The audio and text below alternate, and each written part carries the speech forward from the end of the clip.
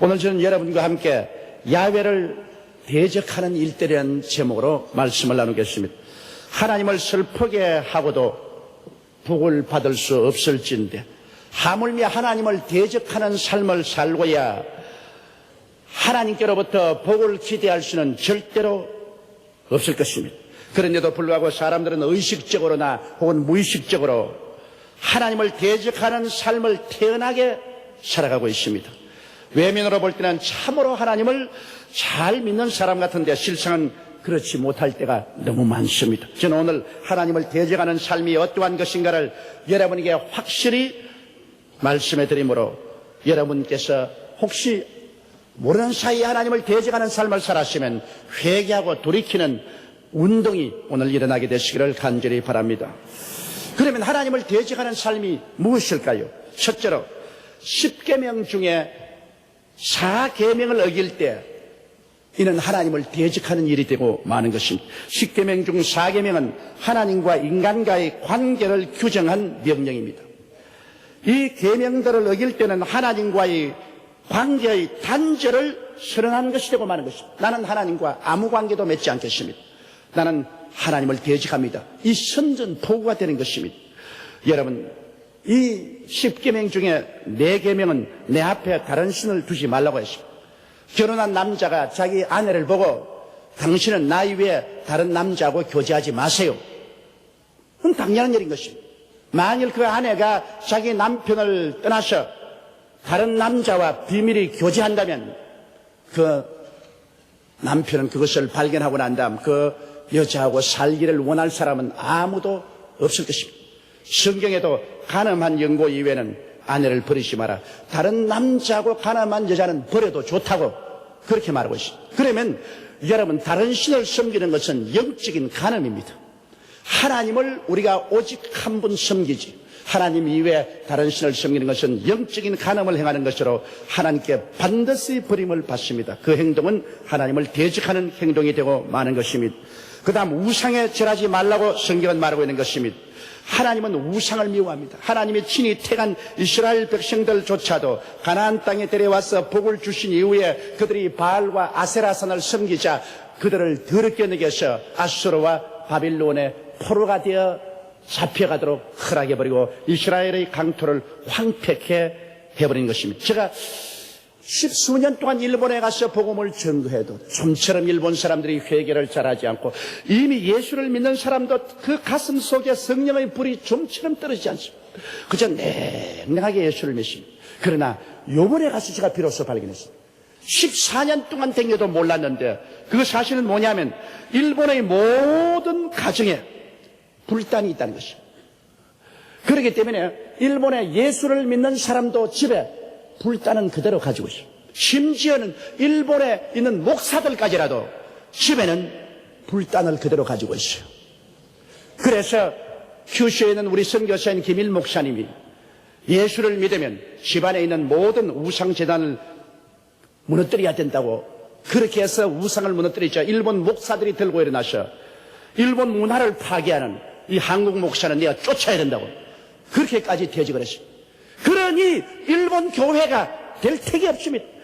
아무리 예수를 믿어도 집에 들어가면 얼음장아지 냉정한 것은 가정에 성령의 역사가 일어나지 않습니다. 집에 불단을 가지고 가미다나를 가지고 있으면서 어떻게 예수를 섬긴다고 말할 수 있습니까? 안 믿는 자는 말할 필요 없고 믿는 자가 모두 다 예외 없이 다 불단과 가미다나를 가지고 있고 목사들조차도 집에 불단을 가지고 있으면서 목회한다는 것입니다. 이것이 오늘날 일본이 복음이 역사하지 않은 이유가 되는 것입니다. 왜냐? 우상숭배는 하나님에 대한 대적인 것이기 때문인 것입니다. 그리고 또한 하나님의 이름을 망령되이 부르지 말라고 했는데 하나님의 성호를 욕되게 하는 것은 하나님을 대적하는 것입니다. 우리의 말에도 하나님의 성호를 거룩하고 영광스럽게 하지 않고 욕되게 하고 우리가 욕하고 저주하는데 하나님의 이름을 사용하는 이러한 것은 하나님의 이름에 대한 정면의 모욕이며 하나님에 대한 대적 행위인 것입니다. 또 안식일을 거룩히 지키지 않은 것도 하나님에 대한 대적 행위입니다. 그렇기 때문에 구약시대에 보면 안식일을 지키지 않은 사람은 하나님이 죽여버렸습니다. 그건 하나님에 대한 대적으로 보았습니다. 엿새 동안 일하고 일회째는 하나님을 섬기라고 하나님 말씀하고 있는 것입니다. 그렇기 때문에 우리는 안식일을 거룩히 지켜야 됩니다. 예수님은 안식일을 주일로 변화시켰는데 이사야 58장 13절로 14절에 보면 만일 안식일에 내 발을 금하여 내 성일에 오락을 행치 아니하고 안식일을 일컬어 즐거운 날이라 야훼의 성일을 존귀한 날이라 하여 이를 존귀히 여기고 내 길로 행치 아니하며 내 오락을 굳지 아니하며 사사로운 말을 하지 아니하면 내가 야훼의 안에서 즐거움을 얻을 것이라. 내가 너를 땅의 높은 곳에 올리고 내 조상 야곱의 업으로 기리라. 야훼의 입의 말이니라고 말씀하고 있는 것입니다. 바로 안식일은 야훼의 성일이라고 말하시죠. 하나님께서 굉장히 귀하게 여기시고 이날은 하나님께서 하나님의 백성들과 만나는 즐거운 대화의 날인 것입니다. 하나님은 이날에 잔뜩 기대를 가지시고 하나님조차도 하시는 일을 다 쉬시고 이날에 주의 백성들과 만나는 것을 하나님의 유일한 목적으로 삼는 날이 바로 이 거룩한 성일인 것입니다. 이 날을 우리가 무시하고 이 날을 짓밟아버리면 하나님을 모욕하는 것이 되고 마는 것입니다. 그렇기 때문에 우리 하나님께서는 안식일을 거룩히 지켜라. 그리고 이 안식일을 거룩히 지키지 아니하면 하나님을 대적하는 것이라고 우리에게 보여주고 있는 것입니다. 이렇기 때문에 우리들은 하나님을 대적하지 않기 위해서는 10계명 중에 첫째 4계명 하나님과 인간과의 관계를 규정한 이 계명만은 철저히 우리가 지켜야 하는 것입니다. 무의식 중에 혹은 의식 중에 이것을 별로 중요하게 여기지 않아서 우리가 계명을 짓밟아 버립니다. 그러면 하나님과 대적하는 행위를 하기 때문에 하나님과의 교통이 있을 수가 없습니다. 그리고 하나님의 은혜를 받을 수가 없고 이러한 삶을 사는 사람의 부러지는 기도에 어찌 하나님이 응답하겠습니까? 많은 사람들이 왜 옛날엔 하나님께서 하늘을 진동하고 땅을 진동하는 그런 큰 역사를 많이 베풀어 주셨는데 요사이는 하나님께서 왜 큰 역사를 행하여 주지 않습니까? 그런 질문을 많이 합니다. 왜냐하면 오늘날 사람들이 하나님의 나라를 찾을 때 하나님의 말씀을 쫓아 간절히 찾지 아니하고 하나님을 대적하는 삶을 무의식 중에 살고 있기 때문에 우리의 기도가 힘이 없어지는 것입니다. 하나님과의 올바른 관계가 맺어지지 않는데 여러분 하나님의 역사가 우리 가운데 크게 나타날 수가 없는 것입니다. 둘째로 하나님을 대적하는 행위는 우리가 그렇게 생각하지 않지만은 하나님은 그렇게 생각하는 것이는데 11조와 헌물의 도적질인 것입니다. 그게 그렇게 중요하냐고요. 여러분 성경 말라기에 보면 하나님께서 내게로 돌아오라. 그래야면 나도 너희에게로 돌아가리라. 하나님, 우리가 뭘 잘못했기에 어떻게 해야 하나님께 돌아갑니까? 그러니까 하나님께서 너희가 11조와 헌물을 도적질함으로 온 나라가 내게 저주를 받아. 내게로 돌아오려면은 11조와 헌물을 드리고 내게 돌아오라고 말합니다. 여기에서 11조를 도둑질하는 것은 하나님과의 이별을 의미하는 것이라고 성경은 말하고 있습니다. 우리는 가볍게 생각했습니다. 11조 적당히 도둑질해도 그래도 하나님은 기도를 응답하시고 하나님이 우리에게 복을 주시기가 생각했는데 하나님은 그렇게 생각하지 않습니다. 하나님은 11조와 헌물을 도둑질함으로 너는 나와 이별이다. 너는 나를 떠나버렸다. 그러므로 너희 내게로 돌아오라. 그럼 나도 너에게로 돌아가리니 어떻게 돌아올 것이냐? 도적질을 중지하고 돌아오라. 그렇게 말했습니다. 하나님께서는 11조를 우리가 드리지 않은 것을 공공연한 하나님 앞에서의 도적질로 규정을 짓고 있는 것입니다. 그러므로 도적질하는 사람과 하나님은 같이 있지 않겠다고 말하는 것입니다. 그러므로 도적질하는 사람과는 하나님은 이별을 선포하는 것입니다. 그러면 어떻게 하나님께로 돌아갈까요? 너희가 이러기를 우리가 어떻게 하여야 돌아가리까? 말라기 3장 8절에 사람이 어찌 하나님의 것을 도적질하겠느냐? 그러나 너희는 나의 것을 도적질하고도 말하기를 우리가 어떻게 주의 것을 도적질하였나이까도다. 이런 곧 11조와 헌물이라고 말했습니다. 오랫동안 사람들은 여유가 있으면 11조를 드리고 여유가 없으면 안 드린다. 또 내게 좋은 것이 생겼을지라도 헌물을 드릴 필요가 없다. 그것은 적당히 내 뜻대로 할 것이다. 그렇게 함으로 말미암아 하나님을 크게 슬프게 하고 그런 생각과 그런 행위가 하나님을 정면으로 대적하는 일이 되어버리고 말한 것입니다. 그 하나님께서 섭섭해서 이미 돌아서 버렸는데 그 다음에 하나님 앞에 나와서 아무리 부르짖어 기도하고 통곡한들 하나님께서 그 기도에 응답할 리가 없고 그 사람에게 손을 내밀어 붙잡아 줄 리가 없는 것입니다. 성경에는 이러한 사람에게는 심판만 있을 것이라는 것입니다. 왜냐하면 도적에게 내리는 것은 심판밖에 없습니다. 말라기 3장 9절에 너희 곧 온 나라가 나의 것을 주역질하였으므로 너희가 저주를 받았나니라 하였느니라. 하나님께서 직접으로 여러분 택한 선민입니다. 이 선민의 나라를 도적질하는 사람은 하나님이 저주를 내렸다. 그렇게 말씀을 하고 있는 거죠. 여러분 생각해 보십시오. 저주를 하는 것은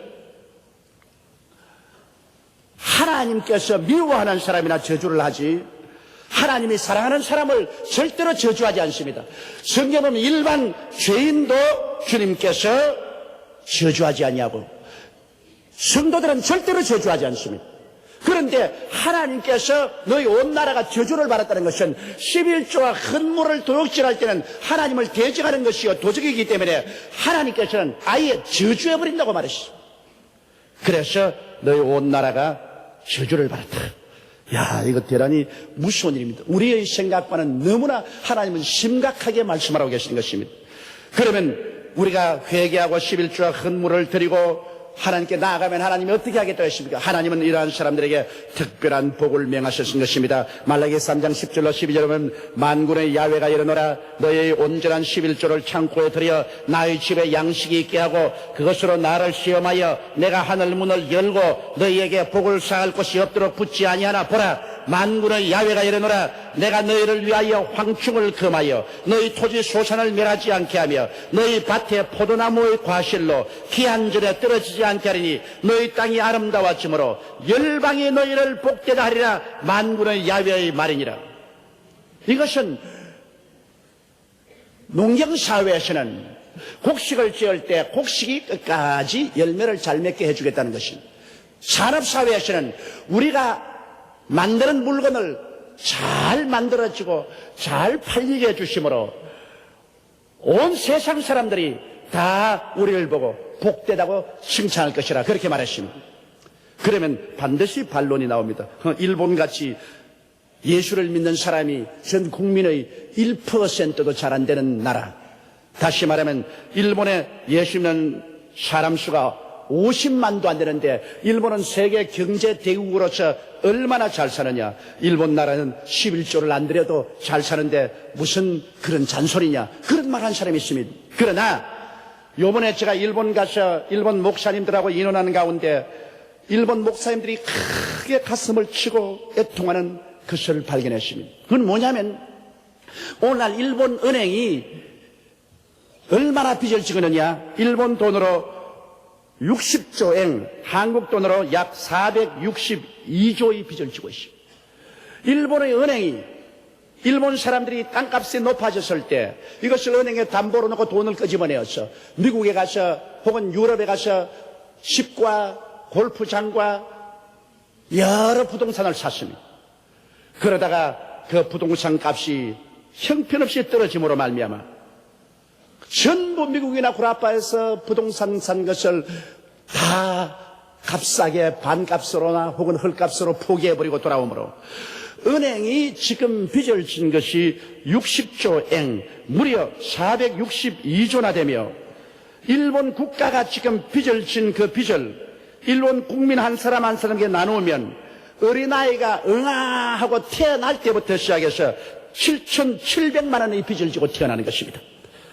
여러분 그렇게 쉽게 보지 마시고 어린아이 한 사람 태어나자마자 7,700만 원의 빚을 지고 태어나는데 일본 나라가 이 빚을 갚으려면 지금 열심히 일을 해야 10년 걸려야 이 빚을 다 갚을 수가 있다는 것입니다.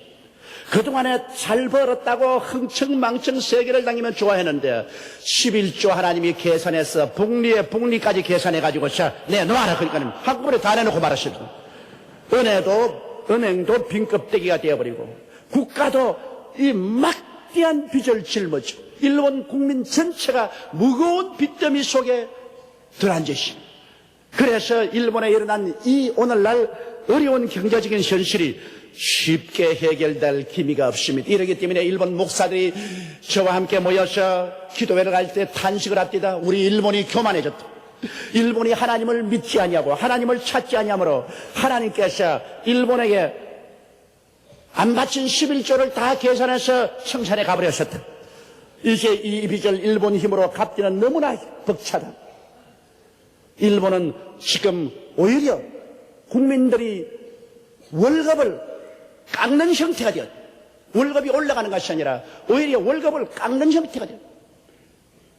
일본이 다시 살아나기 위해서는 회개하고 예수 믿고 하나님께로 돌아오고 하나님께 11조와 헌물을 도둑질 않아야 이 길만이 살 길인데, 이렇게 하기 위해서는 한국 성도들이 기도를 해주고 한국이 와서 전도를 해주지 않으면 우리 힘으로는 일어나기가 힘들다고 그런 말을 하는 것을 제가 들었었습니다. 여러분, 그러므로 11조와 헌물을 하나님 앞에 도둑질한다는 것은 하나님과 이별을 선언하는 것이요, 하나님의 손길을 떨쳐버리는 것이 되기 때문에 그 결과는 무서운 것입니다. 하나님께서 금방금방 심판하지 않는다고 하나님을 가볍게 보아서는 안 됩니다. 하나님은 오래 기다렸다가 마지막에 한꺼번에 주님께서 심판한 것입니다. 주님께서 사람을 좀처럼 저주하지 않습니다. 그런데 하나님께서는 11조와 헌물을 도둑질한 사람은 개인과 나라를 저주해버리겠다고 말한 것입니다. 이 사실을 우리가 알아야 되는 것은 11조와 헌물을 도둑질하는 것은 하나님께 정면으로 선전포고하고 대적한 것으로 하나님은 그를 원수로 생각하고 저주를 하겠다고 말씀을 하셨으니, 이런 문제에 관해서 우리가 깊이 생각하고 하나님을 믿을 때 가슴에 손을 얹고 회개하고 올바른 신앙생활을 해야 전국적으로 하나님 앞에 복을 받게 되는 것입니다.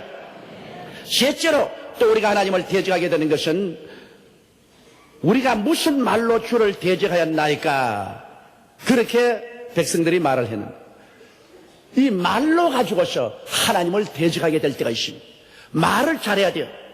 여러분, 이의 말은 무서운 힘이 있습니다. 긍정적인 힘이 될 수도 있고 부정적인 힘이 될 수도 있어요. 잠언서 13장 3절에 입을 지키는 자는 그 생명을 보존하나 입술을 크게 벌리는 자에게는 멸망이 오나니라고 말하셨으며, 잠언서 21장 23절에 입과 혀를 지키는 자는 그 영혼을 환난에서 보존하느니라고 말씀했고, 잠언서 13장 2절은 사람은 입의 열매로 인하여 복록을 누리거니와 마음이 괴사한 자는 강포를 당하니라고 말한 것입니다. 그러므로 우리가 입술의 말을 잘못하면 하나님을 대적하게 되고 자기에게 화를 자초하게 되고, 입으로 말을 잘하면 하나님과 화평하게 되고, 그리고 하나님의 은총과 축복을 누릴 수가 있다는 것입니다. 그러면 하나님을 대적하는 말이 어떤 것일까요? 오늘 성경은 말하기를 하나님을 섬기는 것이 헛되다. 이 말은 하나님을 대적하는 것이라는 것입니다. 다시 말하면 하나님의 계명을 지키고 늘 회개하고 눈물을 흘리며 자복하고 그렇게 하는 것이 헛된 일이다. 그러므로 그런 독실한 신앙 갖지 말라. 하나님을 섬기는 것이 헛되다. 이렇게 말하는 것은 그 말로서 하나님을 정면으로 대적하는 것이라는 것입니다.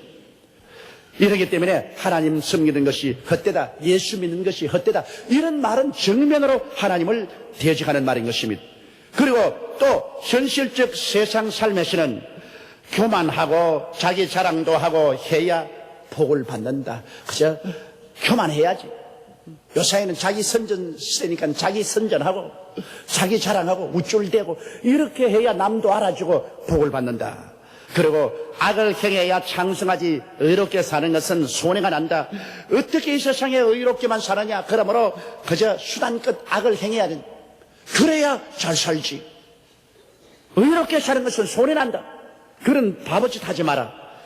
그리고 하나님을 시험하는 자가 복을 면한다. 즉 다시 말하면 우리 하나님 앞에서 적당히 하나님을 팔아가지고서 혹은 하나님을 이용해서 내 구복을 채우고 부귀영화를 누리는 그것이 좋다.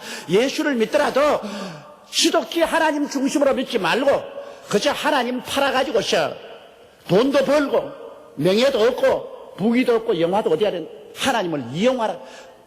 이것은 사탄이 예수 그리스도를 광야에서 만났을 때 꾀한 말입니다.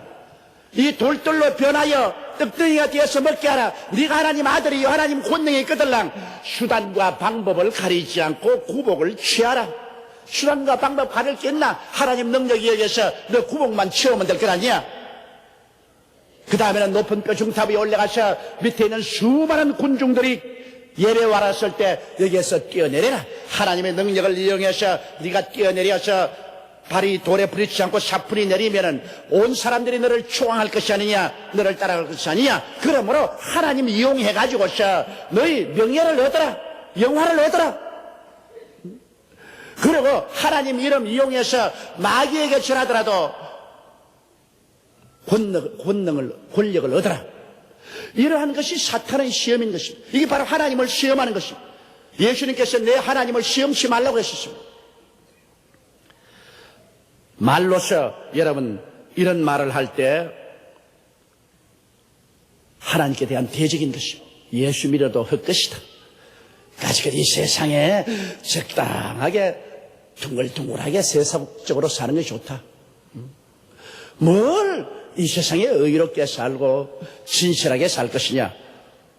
이것은 하나님께서 다 듣고 계십니다. 하나님 믿어도 헛되다는 것. 이건 말로서 하나님을 정면으로 대적하는 것이기 때문에 장난이라도 이런 말 하지 말아야 되는 것입니다. 꿈에라도 이런 말 하지 말아야 되는 것입니다. 왜? 하나님께서도 우리를 사랑하사 그 아들 예수 그리스도를 보내셔서 십자가에 못 박아 몸을 찢고 피를 흘리기까지 우리를 사랑해 주셨는데, 그리고 그 아들을 우리에게 주신 자가 그 아들과 함께 무엇을 선물로 주지 아니하시겠냐고 말씀하는데, 사랑하는 자여 내 영혼이 잘됨같이 내가 범사에 잘되며 강건하기를 내가 강구한다고 말씀하셨는데, 우리가 주님 중심으로 잘 믿었으면 하나님께서 반드시 우리에게 복을 주셨을 것인데, 우리가 잘못해놓고 난 다음에 하나님 믿어봤자 소용이 없다 이렇게 말을 하면 그 문제가 대단히 어려워지는 것입니다. 여러분, 성경에는 하나님께서 하나님을 잘 섬기는 사람을 어떻게 하겠다고 공적으로 선언을 했었습니다. 하나님께서는 하나님을 잘 섬기는 자는 하나님의 기념책에 반드시 기록하겠다고 말하셨습니다. 말라기 3장 16절에 그때 야훼를 경외하는 자들이 피차에 말하며 야훼께서 그것을 분명히 들으시고 야훼를 경외하는 자와 그 이름을 존중히 생각하는 자를 위하여 야훼 앞에 있는 기념책에 기록하셨나니라. 하나님께서는 고넬료의 가정에 베드로를 보내서 구원시키려고 천사를 보냈을 때 천사가 말했습니다. 고넬료야, 네가 열심히 기도하고 많이 구제한 것이 하나님에게 기억한 바가 되었다고 말씀하는 것입니다. 하나님은 우리에게 무관심하게 되는 것이 아닙니다. 우리의 일거수일투족을 바라보시고 하나님을 중심으로 잘 섬기는 자의 그 선행을 주님께서 기록해 놓겠다고 말한 것입니다. 그러고 난 다음에 하나님께서 그냥 기록만 해놓고 있을 것이냐? 아닙니다. 그 사람에게 때가 오면 특별한 대우를 하겠다고 말씀한 것입니다. 하나님의 특별한 대우란 말라기 3장 11절에 만군의 야훼가 이르노라 내가 나의 정한 날에 그들로 나의 특별한 소유를 삼을 것이요 또 사람이 자기를 섬기는 아들을 아낌같이 내가 그들을 아끼랴. 하나님이 특별한 소유물로 그 사람들을 정하고 때가 오면 하나님이 축복을 해주되 자기를 섬기는 아들을 사랑한 같이 사랑하리라.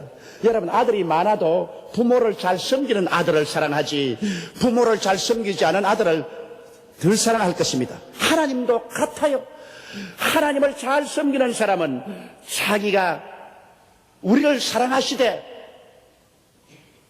부모를 잘 모시는 아들을 사랑한 같이 사랑할 것이라고 말한 것입니다. 그러고 난 다음에 누가 복된 자인가를 하나님은 명명백백하게 보여주겠다고 말씀한 것입니다. 말라기 3장 18절에 그때 너희가 돌아와서 악인과 의인이며 하나님을 섬기는 자와 섬기지 않은 자를 분별하라. 너희가 분명히 눈으로 보도록 내 만들어 놓겠다. 악인은 어떠며 의인은 어떠며 하나님을 섬기는 어떠며 하나님을 섬기지 않는 어떤가를 내가 분명하게 사람들에게 눈으로 보도록 만들어 주겠다. 너희들이 지금 입으로 하나님을 섬기는 것이 헛되다고 말하고 악을 행하는 자가 상승한다고 말하고 하나님을 시험하는 자가 복되다고 말하니 어디 두고 보자. 내가 반드시 정한 날에 의인과 악인이며 하나님을 섬기는 자와 섬기지 않는 자가 어떠하라는 것을 분명하게 분별해서 보여주겠다고 말씀한 것입니다. 그러므로 우리는 본의 아니게 하나님을 대적하고 우리의 삶에 하나님의 심판과 저주를 받게 될 때가 많이 있습니다. 그리하고도 왜 내게 이와 같은 저주가 되고 오는지를 깨닫지 못하고 탄식할 때가 많습니다. 우리는 하나님을 잘 믿고 열심히 섬길수록 하나님의 진실한 뜻을 깨달아 하나님을 기쁘시게 하는 삶을 살아야만 하는 것입니다. 이렇기 때문에 오늘 여러분은 만일 대적하는 삶을 살았었으면 우리는 진실로 가슴에 손을 얹고 회개하고 자복하고 우리의 삶을 하나님 뜻에 세우는 일을 해야만 되겠습니다. 그러면 우리가 부르짖기 전에 하나님이 응답하시고 우리가 외칠 때 하나님께서 내가 여기 있다 하실 것이고 그 오른팔의 능력으로 우리를 이끌어내어서 만인 앞에 하나님을 섬기는 자가 어떠한 것을 하나님이 증명하여 주실 것입니다. 우리 다 같이 고개 숙여 기도드리겠습니다.